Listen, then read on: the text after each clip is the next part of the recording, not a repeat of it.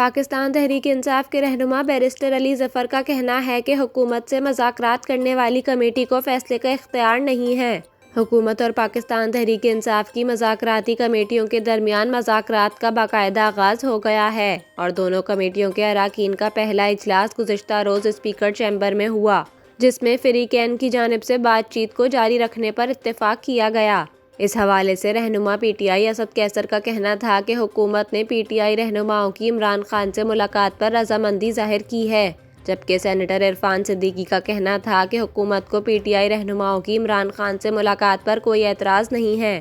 تاہم P T I رہنما senator Ali Zafar نے انکشاف کیا کہ بات چیت کے ذریعے فیصلے کا اختیار کمیٹی کو حاصل نہیں ہے۔ مذاکراتی کمیٹی بات چیت کرے گی لیکن کوئی بھی فیصلہ کرنا اس کا مینڈیٹ نہیں۔ ایک انٹرویو میں سینیٹر علی ظفر نے واضح کیا کہ فیصلہ صرف بانی پی ٹی آئی کریں گے۔